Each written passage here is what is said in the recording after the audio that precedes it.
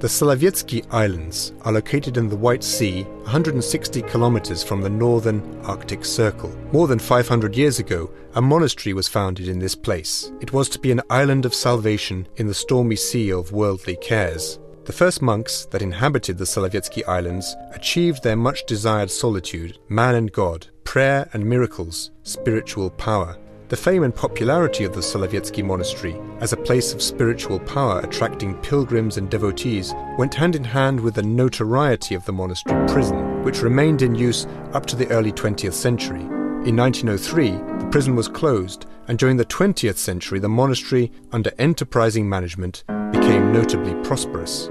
The Bolsheviks' takeover of the country would mean an end to the customary lifestyle of the Solovetsky Islands. In 1920, the territory of this former hotbed for adherents of opium of the people would be converted into a prison camp for prisoners of the Civil War.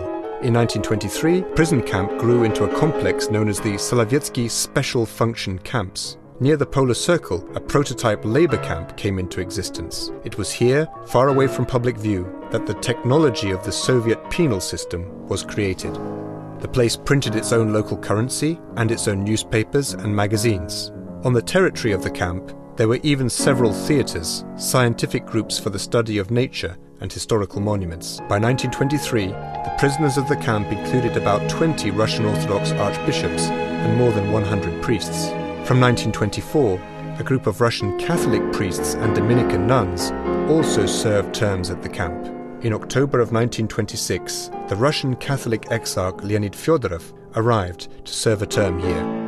At the end of the 1920s, Catholic priests were exiled to the island of Anzer, part of the Solovky Peninsula. Here they formed a commune and celebrated liturgies in the woods using a stone as their altar. In 1932, when the government discovered this fact, all involved were given additional terms and were exiled separately to different camps. In August of 1935, the famous scientist and philosopher priest Pavel Florensky arrived as a prisoner at the Solovetsky Islands. Here he studied forestry, the problems of obtaining iodine from local seaweed, and lectured in the camp on the chemistry of seaweed. Although it is true that the history of the Solovetsky Islands is indelibly associated with the inhumanity of communist power, the islands were not merely a place of execution. First of all, Solovky can be seen as a battleground, a fragment of the global battle of good versus evil. Here at Solovky, there were many examples of spiritual resistance by innocent prisoners who died while maintaining their human dignity. The cross has been transformed from an instrument of execution to a symbol of salvation thanks to Christ's sacrifice for all of mankind. Today, we face a choice. Either the Solovetsky Islands can be conceived as a place of memory and prayer on the site where tens of thousands underwent deadly suffering, or alternatively as a popular tourist center with some religious attributes. This all depends on us.